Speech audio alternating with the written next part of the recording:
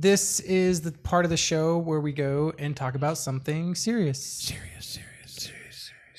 For anybody who doesn't know, because I know we're streaming, so we might have some new people hanging out with us. This is, like I said, we just pick a topic, something serious, normally something we all love, have dealt with, get frustrated about, angry about, and we just kind of talk about it. So this time here, I actually wanted to talk about, and this kind of goes full circle. If you missed the news of the week, go back and watch it. If you're watching this live stream, you better have caught it. If not, you're going to have to wait till Wednesday. Don't listen to him. Game reviews and scoring. Where do we fall on them? There's a lot of misconceptions on the way to do it. Obviously, if you write a score, it's your personal opinion, so it's really hard to say what you like, I have to like as well. If you gave a game an 8 and I give it a 4, which one of us is wrong? Should games get scores? Should it just be like some people do, like I think Eurogamer just as like recommended, not recommended? Should we do Metacritic where you take everybody's and you kind of digest it yourself? Like what's a good scoring system?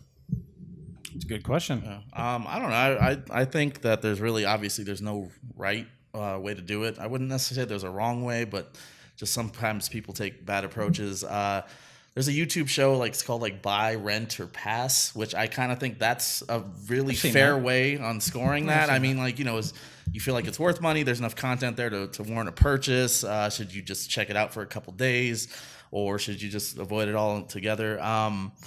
I don't know. See, I personally usually when I read a review, I'll skim down to the bottom, look at the score, look at the goods, and the pros and the cons, and then if I feel like that's enough for me to do it, then I'll read the rest of the review. So I personally think the perfect format for me personally would just be pros, cons at the top. I don't think it needs a score, and if you want to read the rest, go for it. If not, then I don't know. What about you, James? I like the score thing personally, and I've never used it as a like an end all stone. Yeah. It's just that I use it as kind of like a basis from a thing, kind of like how they do the recommend not recommend thing. I would like to see people review games for styles that they don't particularly care for. For example, if you don't like FPSs, that's who should be doing the reviews for. So you just want to read Kotaku articles all the time? Because I swear that's what they do. I agree. No, but no. They like sit down and like when you get hired, they're like, check all the boxes you like. This guy didn't check FPS. He's reviewing Call of Duty. You're like, you hate RPGs? Dark Souls, bitch. Like because that's how you. I think that's a good way to get an unbiased opinion. That's fair. And granted, I don't always agree with what I read on Kotaku, but I love Kotaku articles. They're I don't always agree, but I like them. While sometimes. I don't necessarily always agree with like the tone of it, like normally what they say is accurate, and it's because like you said, they're like unbiased. It's unbiased, and that's what I agree with. If you just get a guy who loves COD and you have him review COD, what's he gonna say? Exactly. This is the greatest fucking game I've ever played. Everybody buy it now. Go broke. Fish is good. Exactly. Exactly. So I think you should be an unbiased person to write a review. If you're biased against it, no. Just like being a juror. What about you?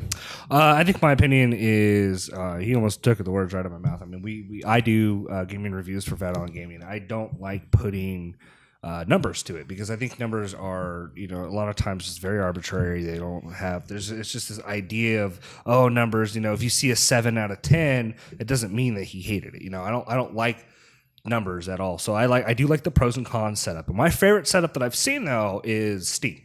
I love how it is on Steam. It says mostly favorable user reviews, overwhelmingly positive, mostly positive, mostly negative, neutral, I like that balance, too. And it lets you know the community has spoken on this game. People like you who have played this game, and then you can scroll down, and then you can sort through people's reviews by do you want the funny reviews? Because sometimes reading Steam funny reviews is a nice little hobby, or is it like do you want to read the helpful ones? Because you can also vote other people's reviews. This was helpful. I agree with what this man says.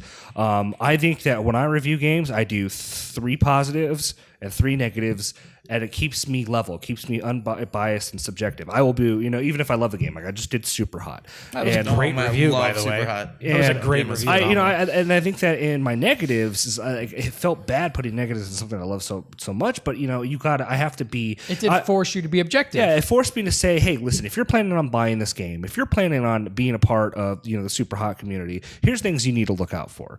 First off, the price tag, it was a big one. Things like that. Like you have to look at everything as a whole, and really kind of, if you're going to review, and this goes out to people who do review and people who are planning on reviewing, if you're going to review, don't search out the negatives because those negatives will come to you, but remember that you have to acknowledge them, and that's the biggest part, is acknowledging negative and not letting either the negatives or the positives overshine unless that's what they specifically do. I mean, look at like Assassin's Creed Unity's graphical thing. That's a big negative. But I liked having no face. but was that game as a whole, like, helped you sneak around, for the playable parts of it, was it fun? Did you have fun? What were the great parts of it? If a game that's overwhelmingly negative, find the positive in it to give the positive, because you don't know the kind of audience that's going to be viewing it.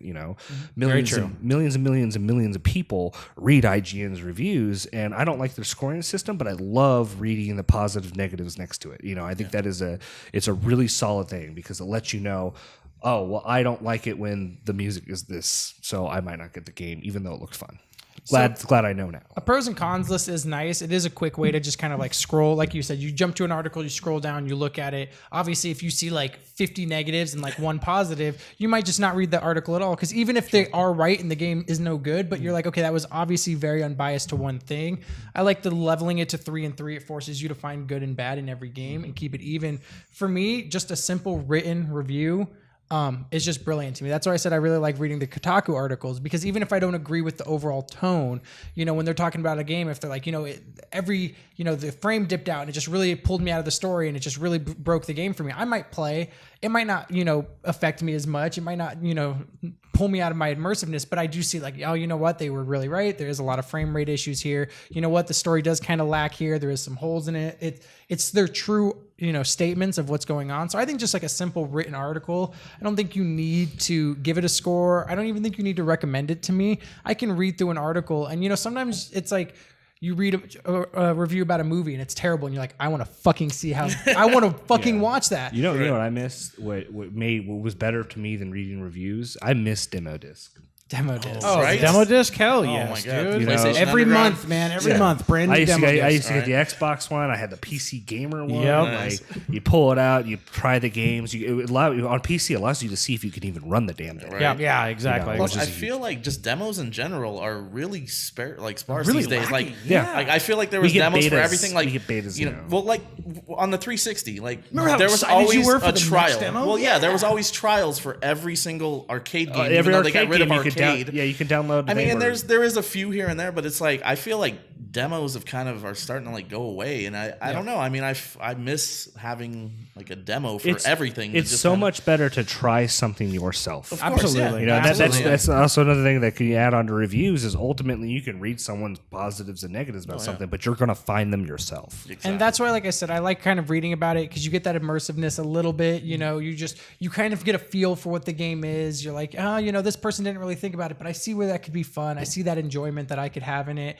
And to me, at least with the current system we have, that's really the only ones that I really like to get into. So, thanks for hanging out with us, getting a little bit serious, you guys.